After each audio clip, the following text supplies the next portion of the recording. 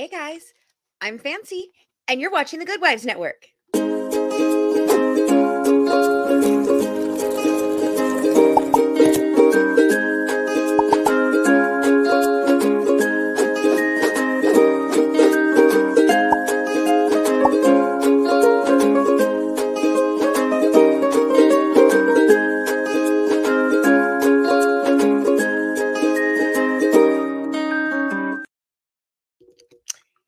Welcome back to our channel. And today we are back with a whole new episode of Rise in Crime. On today's episode, we'd like to take a break from true crime for a moment. And instead, we'd like to pay tribute to Garrison Brown.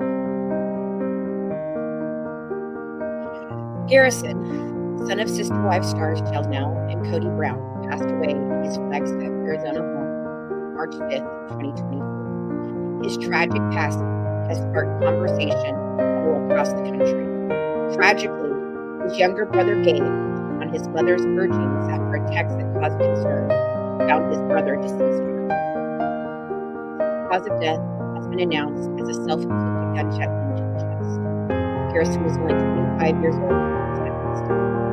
Police divided his brothers Janelle, Christine, and Barbara, 17 brothers and sisters, respective spouses, and nieces and nephews. Sister Wives first premiered on TLC in 2010. Garrison was just a mere 11 years old.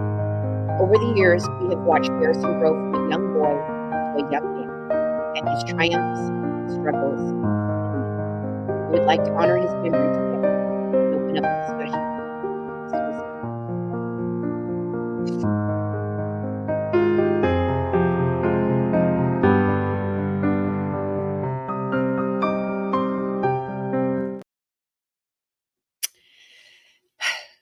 As you all may know, I have struggled with depression, mental health, and suicidal thoughts. From an early age, I remember always struggling with what my purpose was on this earth. I have battled severe depression and have attempted to take my life on 3 separate occasions, twice as a teen and once as an adult. The last attempt, I remember that all I felt was that I wanted the merry-go-round of life to just stop. I'm not sure if death was really in my mind, but more the will to live the life I was living was no longer something I wanted to do.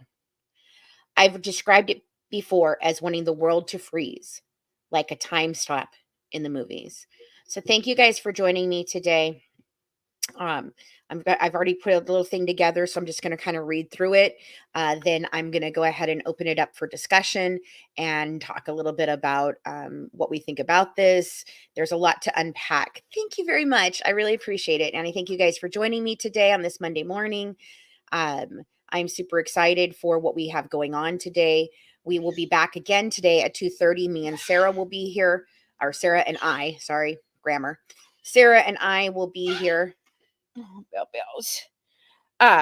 We'll be here at 2:30, and we'll be giving you an introduction to our next series, which is going to be The Enigma of Natalia Grace. And so we're super excited about it.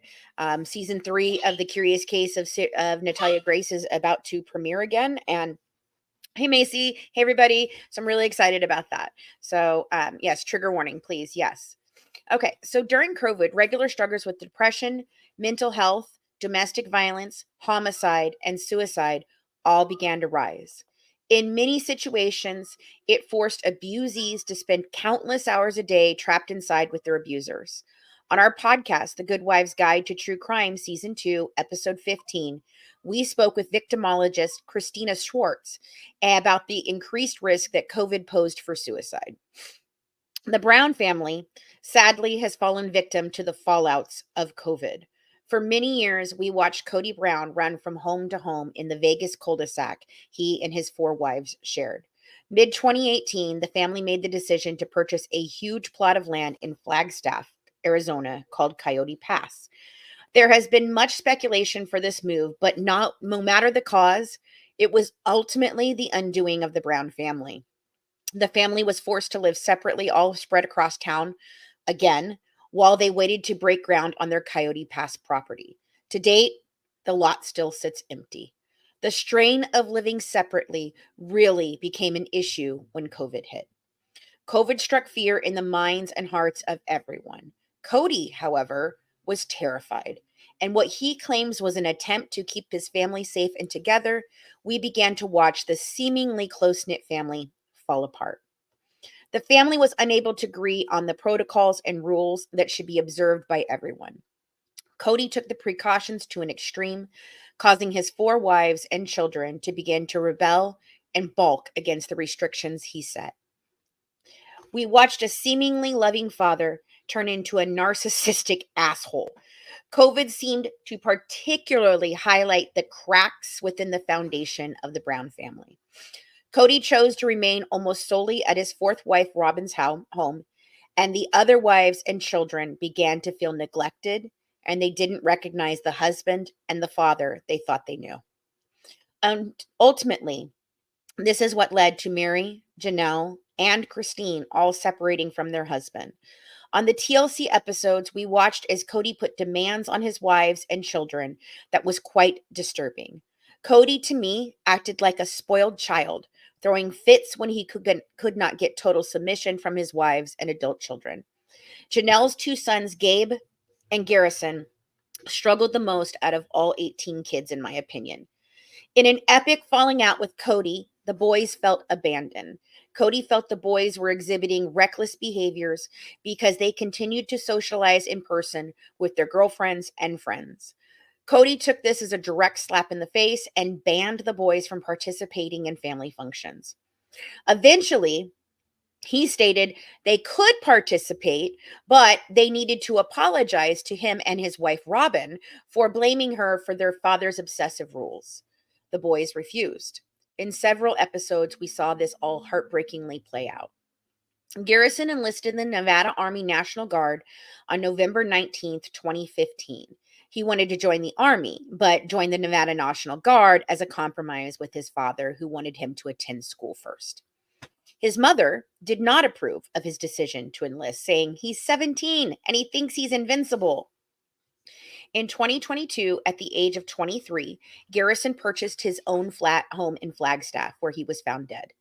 Roommate Addison claimed Garrison struggled with depression, alcohol abuse, and was having issues with his ex-girlfriend, though she did not disclose which one. Janelle told officers that Garrison messaged several people who work for the Brown family saying, "I want to hate you for sharing the good times, but I can't. I miss these days," per the police report.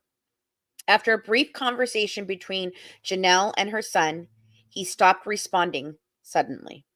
When she didn't hear back, Janelle asked her other kids to check on Garrison, and her 22-year-old son, Gabe Brown, offered to help, according to the police report. Gabe found him deceased inside the home. Janelle and Kody Brown posted the same announcement on March 5th, writing that their 25-year-old son had died. Kody and I are deeply saddened to announce the loss of our beautiful boy, Robert Garrison Brown. Janelle Brown's post reads, "He was a bright spot in the lives of all who knew him. His loss will leave such a big hole in our lives that it takes our breath away.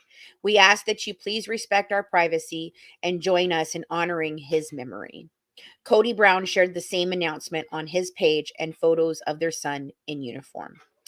All of the other Browns, the Brown wives and many of the Brown children have also paid tribute and made statements. You should go check them out.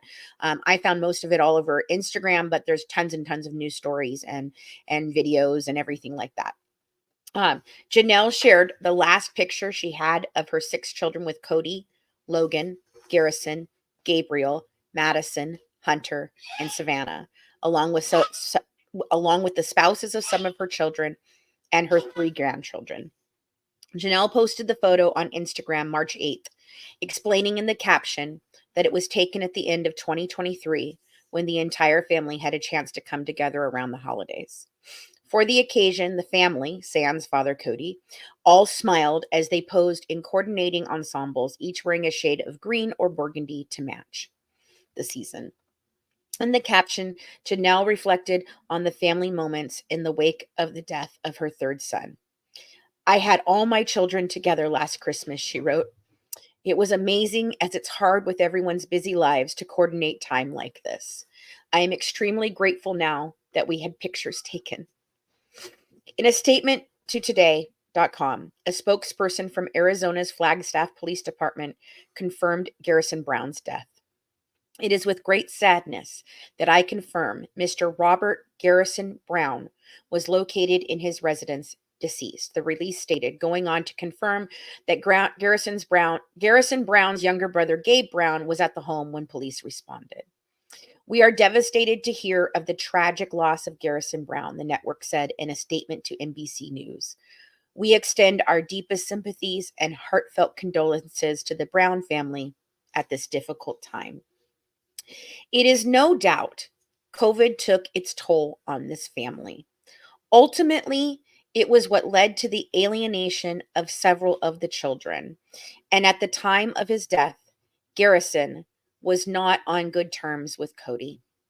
There are reports stating that Garrison tried to reach out to his father prior to his passing, but it had not gone well. And they felt that this could have played a big role in his decision to take his own life. Let's dish. I'll be taking questions from the chat. And if you'd like to hit the box to discuss the Browns or suicide, the link's in the chat. Let me drop it for you guys. So what do you guys think? Have you been following? Do you follow the Sister Wives before this? Had you heard about Garrison's passing? It's super tragic. I cannot begin to tell you guys. I watched this. I watched Sister Wives from the beginning, and then I kind of stopped watching them for a while, and then through this last year, I kind of caught up in the last 3 seasons, 16, 17, 18, I think are the seasons, and I watched how COVID really impacted this family. Like, it's not to say that I think that Kody was this great, amazing father. There was always signs of kind of a narcissistic personality. He demanded almost complete submission from his wives and children all the time. And but he seemed to be loving and kind and caring with his children. And then when Robin came along, a lot changed. And I don't know if that's that Kody found the love of his life, you know, or if she was so demanding of his time, or if he's just, just a shithead. I don't know. But I know that in the last 3 seasons through COVID, I watched the family just crumble. And I watched things that were really concerning, and I saw this kind of mental downfall of Kody. And this narcissistic behavior just started to kind of elevate. And when we talked with Christina Schwartz over on the podcast, that was one of the things she was saying. So, for somebody in an abusive situation, COVID was very, very, very scary for them because it went from being, in a regular time period, a person's abuser, and they might go to work, right, for 8 hours a day or 10 hours a day or 12 hours a day. So there's that break. There's that little break that you get from the abuse or the constant, being together like this. And even just our family, just the constant togetherness, we drove each other nuts. Nuts. But with this, what we were talking about is that the abusee no longer had an escape from the abuser. And it became really, really hard. And that's why homicides rose, suicide rose, all these domestic violence calls rose. It was all just heightened because nobody could get away, and so, was a way for so much abuse to go on the radar. Absolutely heartbreaking.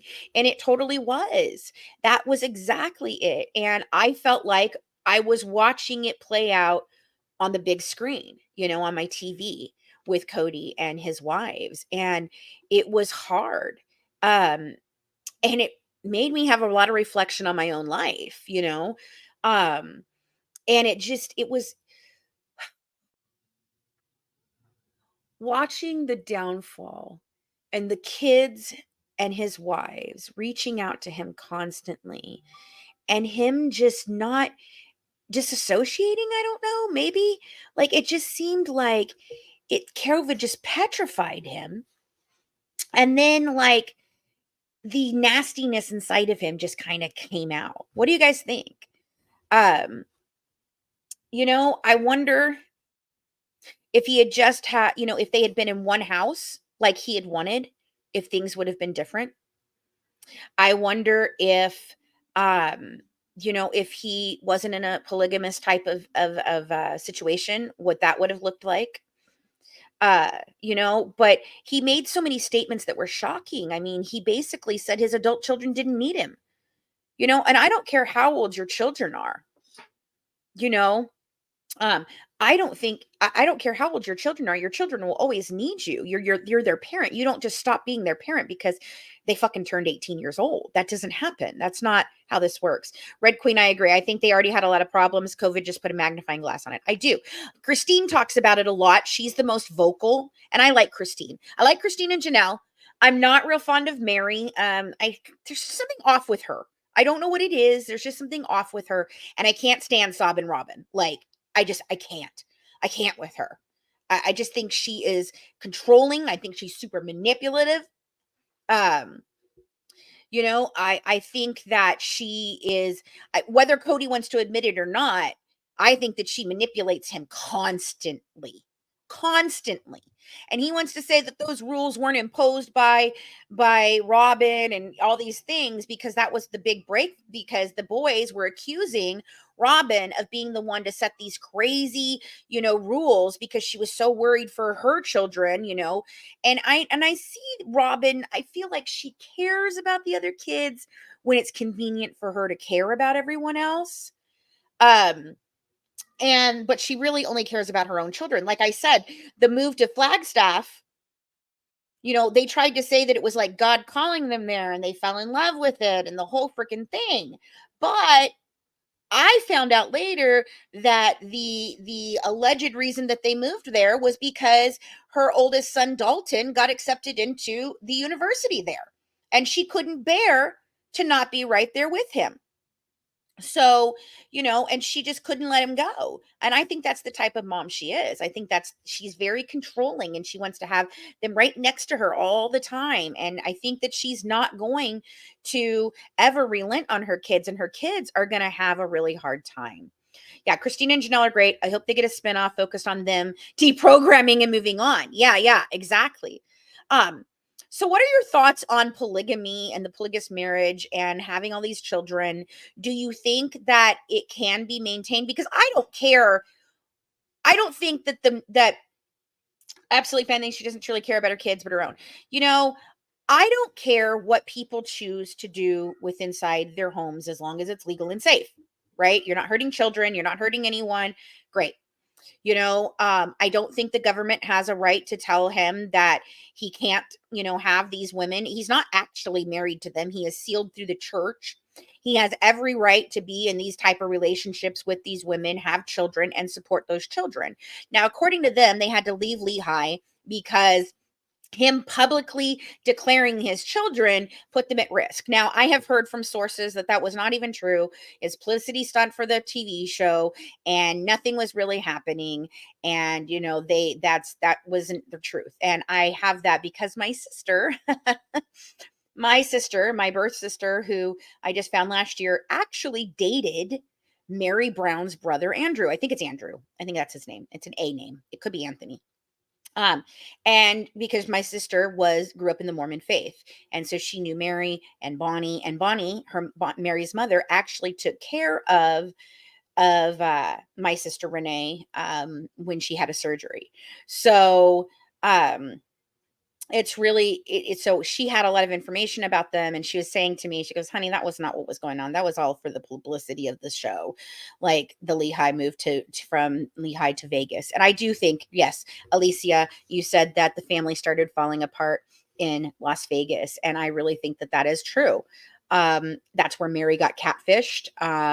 That's where he, Christine was begging him to reach out, and and she was begging him to connect on a deeper, more passionate level with her, and he was refusing. He even when they went on that one trip where they were trying to build the thing with the rocks, and she wanted to build just their little family, and he couldn't do that. He had to build the whole family. So they had no anonymity, you know. Um, he refers to his kids as their mother's kids. That's sad. I know. Um, and so I feel like if that's the choices you want to make, you have every right to do that. I don't think it's our business, but I wouldn't want to raise my children that way. And I wouldn't want, and it's hardest on the children, in my opinion. Um, excuse me. Because these kids have to live in secret all their lives because of the choices that their parents have made. And I don't think that that's fair. These kids are taught to lie. These kids are taught to not tell the truth because of the persecution that they may or may not have, right? So I just think that it's hard for the kids. A lot of them do homeschool. You're right, because of the fact that they can't be out in the public eye, and their father can't acknowledge them. Yeah, we're going to talk about Natalia today at 2:30, Nina. Sarah will be joining me for that, but this was my morning show. I was going to cover Delphi and Crystal Rogers, but I'm going to do that tomorrow. There's a lot of updates in the Crystal Rogers case. There's also updates in her father's case, Tommy Ballard, who was also murdered. And they believe that the two are connected. I just saw a news article today connecting Brooks Houck's brother, Nick Houck, to Tommy Ballard. No, you're fine. Tommy Ballard's case, which is Crystal Rogers' father. Both those cases are very similar, are very close to me in proximity. Delphi is just a couple hours away from me across the border. Anyway, they are across the border, and then Bardstown, where Crystal Rogers is only about 30 minutes away from me. And I did investigate that when the FBI first got called out on that case. So anyway, what are your guys' thoughts? Do you want to hit the box? Do you guys want to come up and chat about it? Otherwise, I just feel like this is such a tragic case, and it really highlights who um it really highlights how COVID impacted our mental health. It's definitely impacted mine and my husband's and my children's. I'm sure that it took a toll on most families. Um, we've had significant losses. We have had significant struggles. And this is an epidemic across the country that isn't just about getting sick. It caused so many things, and I feel like it caused us to all change in ways that we were not prepared for. In fact, I was talking with Sarah the other night, and she was talking about how everyone she knows said that the last 3 years of since COVID hit has been the worst years of everyone's lives. Yeah, my daughter's anxiety went through the roof because she was forced to try to participate in these classes that were online, and they didn't have structure, and she didn't have discipline or anything. In fact, this is a crazy story. One of her classmates got suspended from the class because the teacher did not like something that was in their room and on camera, and they suspended them. It was like the weirdest thing. And my daughter, she was in her senior year the year that COVID hit. So she missed prom, she missed graduation, she missed all the things that seniors do with their friends. She didn't get to experience any of that. And she is, thankfully, we've worked a lot, and we've worked and helped her a lot, but she has felt stuck. And I feel like mentally she got stuck right there. 16, 17 years old. She was stuck because of COVID. She could no longer see her friends. She could no longer go out and do anything. And it was so freaking hard on the kids. Adults, we understand.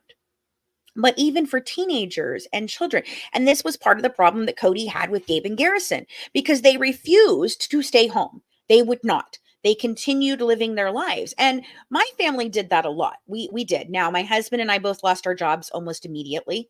And I thought it was hilarious. Like my boss, I worked for Buca de Beppo. I originally was a server for them, but when I had my shoulder surgery, I began hosting for them.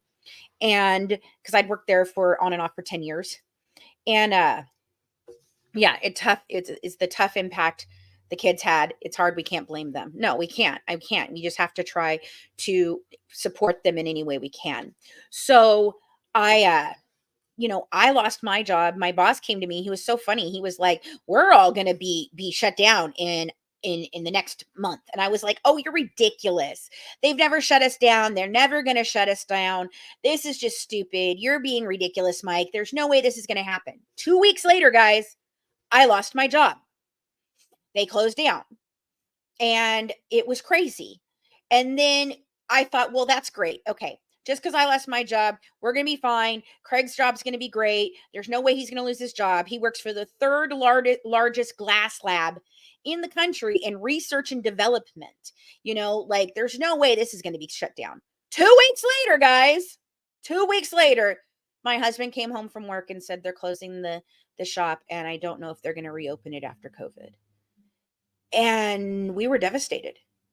We struggled with getting unemployment for almost a year because it was so backed up and so ridiculous. In fact, a friend from Facebook is who helped us get our unemployment pushed through because her mother worked for them and she opened our case for us and took care of it because we were struggling. We had no money, no nothing. We couldn't get out. We couldn't do anything. Nothing was open. It was a struggle. And I know how many families, went through this. And we were able to maintain our home until 2022. So for 3 years, 2020, 2020, 2021, 2022, we were still able to maintain our home, keep up on rent and all of that. And in 2022, when my sickness started getting really bad and Craig had developed COPD and all of these different things from our bout with COVID, we lost our home. We ended up in a rent to own trailer that was a piece of shit. And within a year later, we couldn't do that anymore. So then we ended up moving into our little house, and I love our little house. My daughter has the upstairs with her and her son, and we have the downstairs. But it was it was just outrageous. And I just know how many people suffered from this. And the Browns, it just played out in real time on the TV, and we just really watched the family disintegrate. And I think you're right. So I'm assuming she would be Robin, demanded the attention. Kody went to the extremes only to please Robin. She got what she wanted. And that's what happened with the boys. They got into it and they called her out on that. And then their father was demanding that they apologize to Robin. And they were like, "No, we're not going to apologize. This is ridiculous." And he wanted some whole freaking, they have to call and they need to do this and they need to take accountability. Well, where's your fucking accountability, Kody Brown? You abandoned your wives and children. Poor Truly, Savannah, Isabel, while she was going through her surgery. Like, it reminds me of like Rod in the fact that, he's never been there for Gypsy and anything like, even her parole hearing. He couldn't be bothered to take a week off to come to her parole hearing,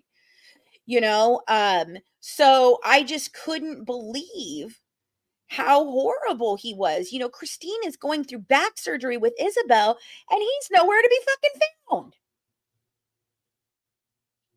Yeah, I do. I think Robin and Buttons, I think Robin does owe the entire family an apology for her manipulation. I mean, fuck, she manipulated Mary for years, making Mary hang on when she knew that Kody did not love her. There was never going to be love for her.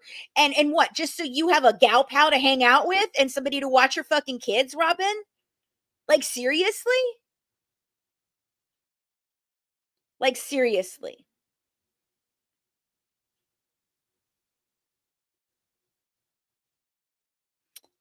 and it just oh, it really made me mad. Yeah, see, we lost I and that's what kind of took out, we started the Good Wives Network through all of this. And that was great. We were able to, through COVID, we were able to start our company, fully launch the company. We had the company for years, but we weren't really doing anything, with the company other than making content for YouTube and stuff. And then um, we were able to start the network. Now, obviously, for reasons that I'm not going to talk about today, that was hard for us. And we lost Christina last year to long term COVID effects. And by the way, for those of you that want to talk about Christina, jackasses, Christina did pass from long term COVID complications. And I spoke with her brother. And we originally did think that it could have been a medication problem that she had been given for her long term COVID complications of not being able to breathe, that there could have been an allergic reaction. But it took New York so freaking long. And this goes into COVID, so freaking long that it was almost it took them almost a year to get her autopsy and her death report and everything back. And when I talked with James last, he told me, Nancy, no, it wasn't the allergy. Her lungs just gave out. It wasn't even from a hit to the head. Her lungs just gave out. And that's why I've been deathly afraid that that's going to happen to Craig, because my husband, because he has the same things and he had the same problems. In fact, we would share different tips and tricks between the two of us for it, for helping each other out. And so, so we lost Christina, and then certain things happened, and so we're recouping and coming back. But we're hoping to relaunch the network on Roku, Amazon, Android, and Apple May or June, I'm hoping. So if you're a content creator looking for a bigger platform than just YouTube or TikTok or any of those things, then definitely hit us up at tipsforgoodwives@gmail.com. Let me put that in the chat. You can also send in cases that you would like for us to cover. You can send in tips and comments about the gypsy case, any of the cases that we work on, anything like that. You can send in questions there. And if you would like to apply to be part of our team in any way, you can apply for it there. It's my little I don't know. Damn it. I do not care. It's our cup. I designed this one. Isn't it cute? I love it. So we've got a lot of our merchandise and things coming up. We've been working on Patreon. So we've got a lot of things coming for you guys, and we're super excited about it.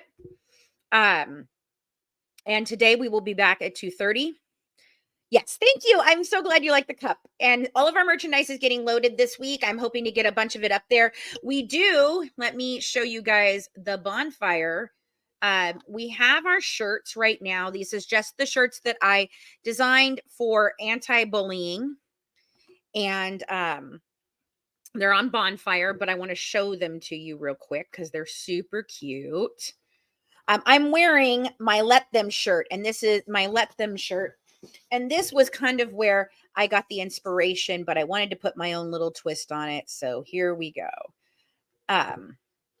That is our Let Them sweatshirts and t-shirts. And if you look here, I don't know if it'll let me. There we go. So here it's got the skeleton with the Let Them. And then on the back, it says, let them misunderstand you, judge you, gossip about you. Never doubt your worth, your beauty, keep shining. So those are our little things. We have tons of different shirts and stuff that I've designed in the past. And so we will be adding a bunch of that to our website, which is thegoodwivesnetwork.com. Our blog is on there. Let me drop that in the chat real quick.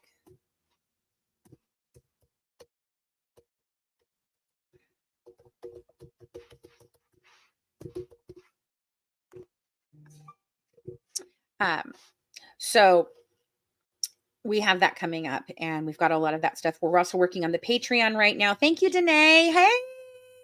Hey everyone. We're working on the Patreon right now. There is a Discord chat. I have no idea how to run it. Like, seriously, no idea how to run it. And I'm working on that. If there is somebody who would like to step up and help us run it, there have been a couple people who have offered. And so we're trying to figure that out, because I don't want to have to learn another platform. I already have to learn Clapper and Rumble, and it's just so much to learn.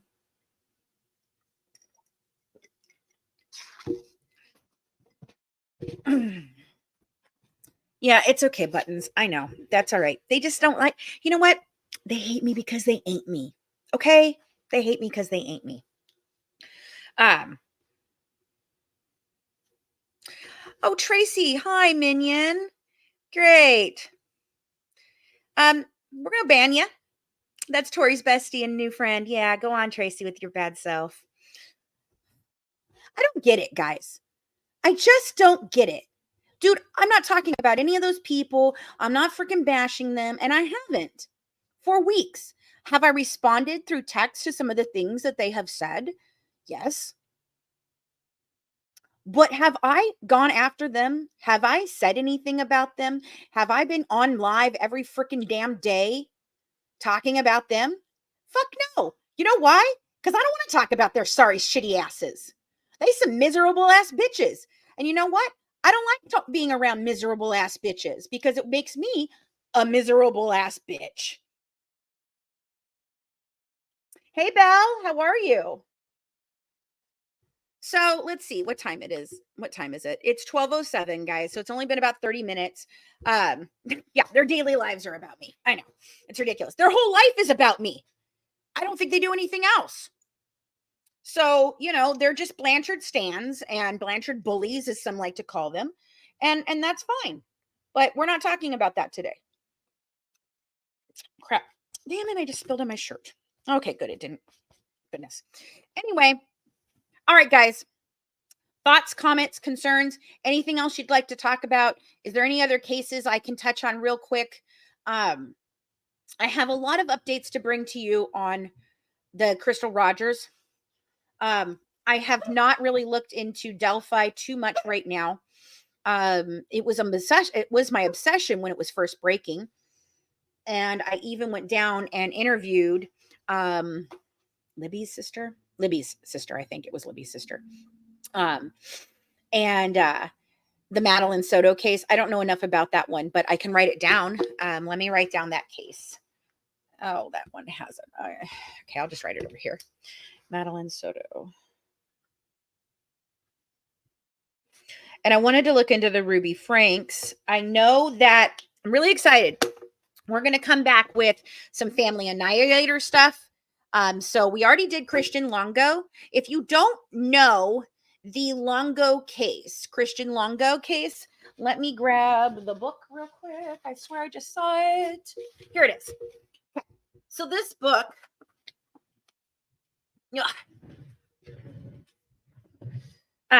Kayla Montgomery. Yeah, I know about that. There's also the Selena stuff, but I don't really give a fucking flying fuck about that lady. I don't even care. I watched all that happen and I don't even care. Okay, this book, I put it in front of my face.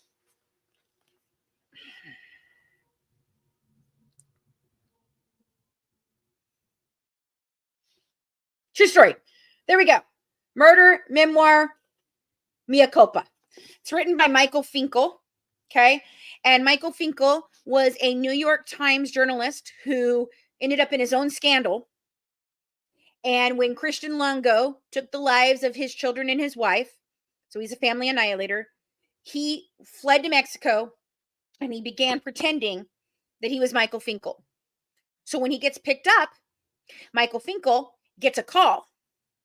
Yeah, Summer Wells. I know. I need to look into Summer Wells. Michael Finkel gets a call from another reporter, and he's like, "I'd just like to know your statement on what you think about Christian Longo." Then he's like, "What do you mean?"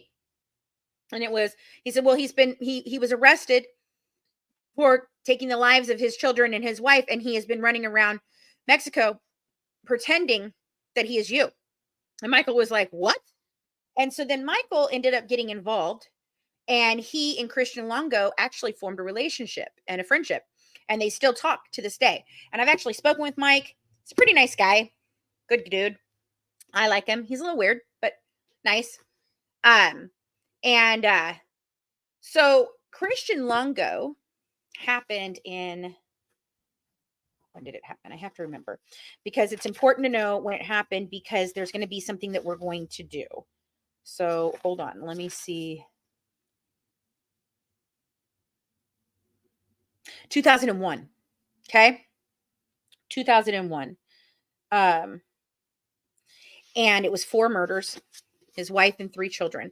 And so, and I'm going to put this in our book club, because we're going to read this. We're going to read this, and we're going to read this one. My Daddy is a Hero. My friend Lena Darhali wrote this. We interviewed her as well. And so we have that to play for you. But Christian Longo happened in 2001. And Sarah, we were going to cover Christian Longo, and then our next one was going to be Chris Watts, and then we were going to do List and a couple of other family annihilators. Well, Sarah the other day was talking to me about it, and she was like, I think Chris Watts is a copycat for Christian Longo. Yeah, I know, but I my house is a mess, and I didn't get the behind me cleaned up yet. So sorry, we have the virtual background today. And I'm not on, yeah. Oh, fine. Nice of you to show yourself. Bye. Have a good one. These people are so stupid. Just showing this. Oh, I deleted her, so can't show her. Oh, look, how nice of you. You're so sweet. Thanks. And we don't live in an apartment, you dumb fuck. Black user. Can't ban a chat owner or moderator. Oh, you're a moderator. Moderators, could you please take Sandy Weidman Elliott out of being a moderator? Oh, wow. Well, we're going to get you, Sandy. Don't worry, you idiot.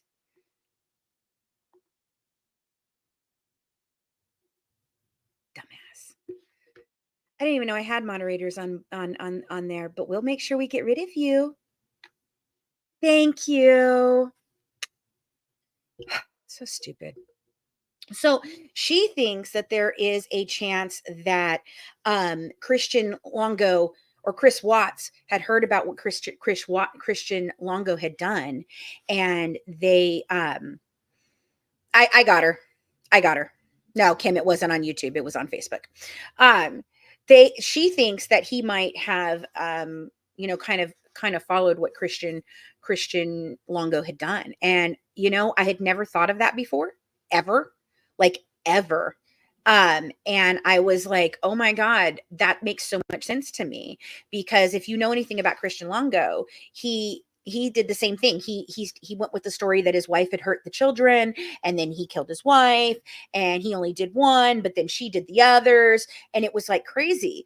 And he separated them, he put them in suitcases and dropped them into the bay. Very similar to Watts separating the children. And that's one of the things he said. He didn't want Shanann to be with the children in there. He then accuses Shanann of hurting the children. And that was the detective's fault. In honesty, they gave him that freaking out. And I wish they had not. But we don't want to talk about Chris Watts and just the way that everyone else has talked about Chris Watts. I think comparing these two cases and understanding the family annihilator type of personality, and understanding how they think and feel and why they do what they do is super interesting. And I have one more book. It's called To Death Do Us Part, and it's by my friend Dr. Robbie Ludwig, who we also interviewed quite a bit on Murder by Design and on the podcast. But she does a comparison of adults who take out their families, and she explains each different type. She even covered Scott Peterson in there. My opinion on Nicole Kessinger. Oh boy, my opinion on Nicole Kessinger. You know, I don't know. I did not follow the Watts case in real time. I heard about it and I thought it was tragic and sad, but I didn't get involved in it. I really didn't, because I just kind of didn't want to. I thought he was human garbage, you know. Um, but Nicole, she reminds me kind of a lot of Scott Peterson's Amber Fry, you know, and I don't know. I think she's creepy as fuck. You know, I think she Googled them. I don't believe her story of she didn't know about Shanann and blah, blah, blah. Nah, bitch. You Googled them. You knew exactly who he was and what he was doing. So I don't know what her motivations were. I don't know if she was there that night, not there that night. I mean, I do think that the cops catered to her in her interrogation. I do.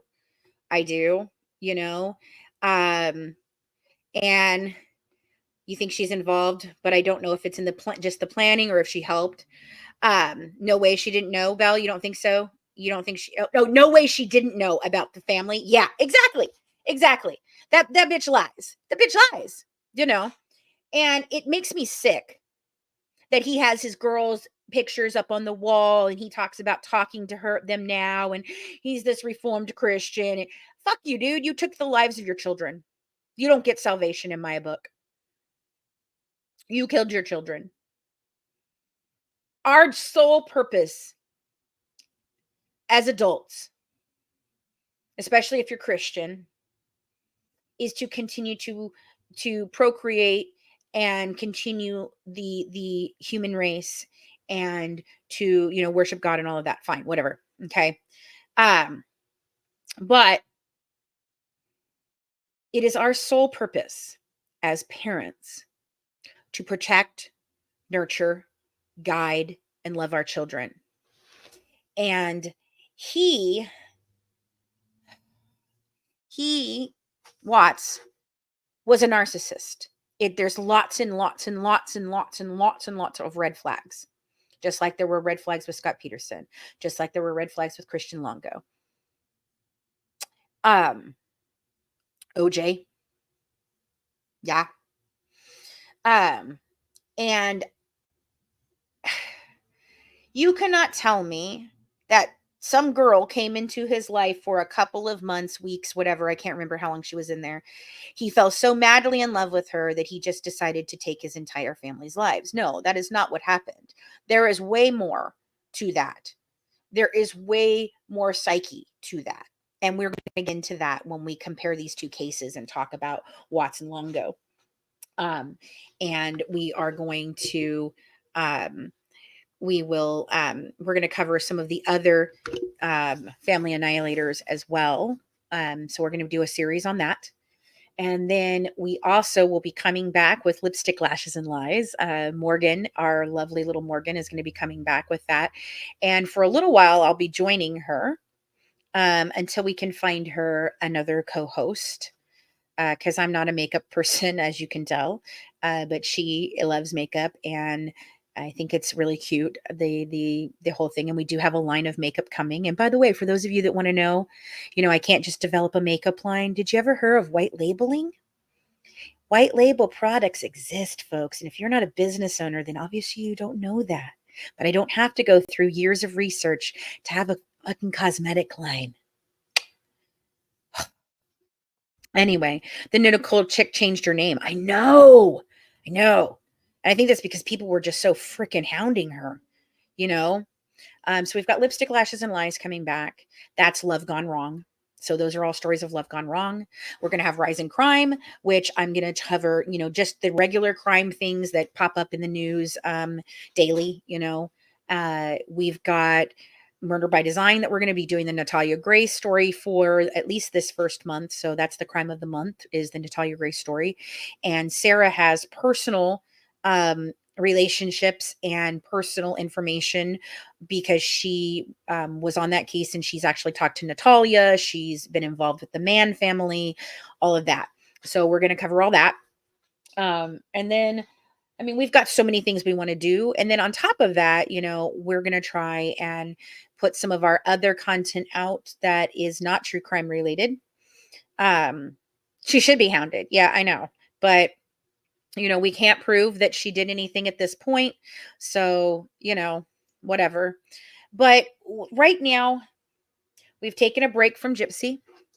I will be making posts from here, here and there about updates and things like that. And if there's any updates in Nick's trial, of course, we'll cover that. But we are working on the book and the documentary. And so while we're doing that, we're just going to take a little break. It put me into a psyche that I didn't like again. The toll of the bullying, the harassment, the stalking, all took its toll on me and my friends. And it's scared Colleen. She was worried that they would go real life because they called, Macy's job and tried to get her fired. They have done that in the past. They went real life on a podcast that we were just guests on, and they started harassing them. It's not my home. It's a green screen, but isn't it pretty? I think it's pretty. So, it put me into a headspace that I just didn't like. And I wouldn't say I was unhinged like everybody says, but I was definitely put into a position that, like, 4 years ago, I was spiraling out of control from just the absolute stress of everything. And, I wasn't really prepared to come back on social media and start talking about Gypsy when I did. I was pretty much forced to do that. So, it's been a rough 2 months since she's been out. I can't believe it's only been 2 months. 2 freaking months. The Crumblies, Felix, I'm not sure what that one is. Can you tell me a little bit more about it? I don't know if I know that one or not. But like I said, if there's cases that you want us to cover, then by all means, send those in to us. We definitely want to look into different cases. Oh, the Oxford. Oh, yeah. The Oxford shooter. Yes. I'm going to be doing that one as well, on Rising Crime. So tomorrow we'll probably get into Delphi and Crystal Rogers, and maybe Thursday and Friday we'll do the Oxford shooter, because that's a really interesting case, and I haven't really looked at it other than to know that they are now charging the parents. And I think that is really interesting. You know, I think that's super, super, super interesting. And I think it's one of the first times it's ever been done. I'd have to look. Yeah, Delphi. Delphi, I'm obsessed with, Kim. I'm totally obsessed with Delphi. Do you think that Alan did it? Because I'm not quite sure. I still think it's the old man and his property. I still think it's him. I still think he's involved. But I also believe that there's 2 people involved. I think the man at the top is not the same person that was sitting. I think there was a person waiting at the bottom. And no, Belle, I haven't seen that one. So thank you guys. Thank you. So I'm just not convinced. I'm not. So that's just mm, mm, mm, mm. Um, there was a podcast that laid it out. It was him. Well, okay, so here's what I feel. I do research, and when I do research, I don't listen to a lot of other podcasts because I don't want a podcaster's view to cloud my viewpoint. So usually when I start on a case, what I do is I start. I don't have my Rumble set up yet, so don't look for me over there yet. I have a personal Rumble that I've never even used, but I don't have our Good Wives set up yet over there. So just wait, we're getting ready for all of that. But damn it, I lost my train of thought. That's where my brain goes. I'm not sure if Richard involved. It sure is weird. Keegan says something, then all of a sudden they get Richard. I think it's P. Yes, yes, yes. That, all that right there, Kim. All that. Yes, yes, definitely, definitely. Um. Oh, what about the other podcasts in my research? Okay, so I don't usually listen to a lot of podcasts. In fact, I had to listen to podcasts for the first time when we decided to do our podcast, so I would know how they worked. But we didn't I don't listen to a lot of podcasts because I don't want their opinions to cloud my judgment. So usually what I try to do is collect any actual documents, So I put in a FOIA request. Like that's what I'm doing with the Crystal Rogers.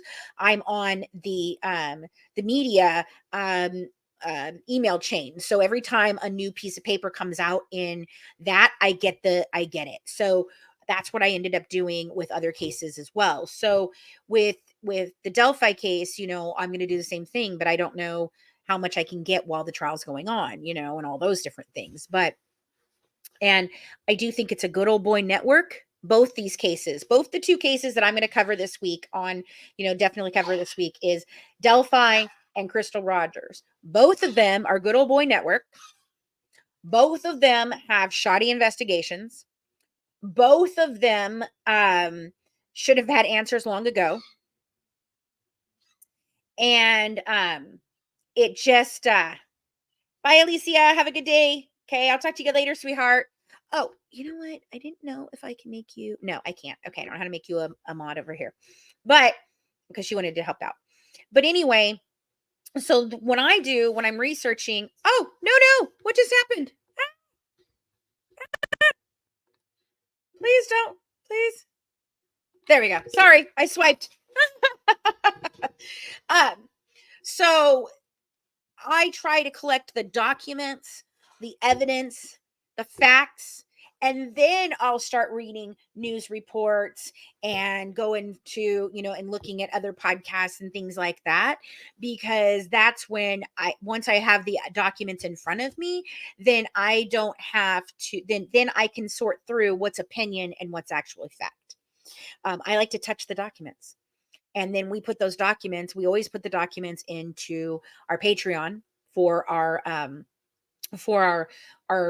viewers that are in Patreon. And then, like I said, we're working on Patreon and trying to figure out exactly what we're going to be doing with Patreon. But anyway, guys, thank you for watching. If you or anyone is exhibiting any signs of suicide, please call 988 for help, or 911 if a life is in grave danger. In our next episode, I'll be updating on some huge advancements in both the Crystal Rogers and her father, Tommy Ballard of Bardstown, Kentucky. I'm also hoping, like I said, to catch you guys up on Delphi, Indiana murders of teens Abby and Libby. And so thank you guys for joining me on Rise and Crime. Thanks so much for tuning in and dishing true crime with the Good Wives and Murder by Design. Don't forget to join our Patreon member club to get exclusive mini episodes, inside documents and pictures from the case, live YouTube discussions, our exclusive discussion group on Facebook, and get some amazing Good Wives merch. Follow us on Twitter and Instagram at Good Wives Net.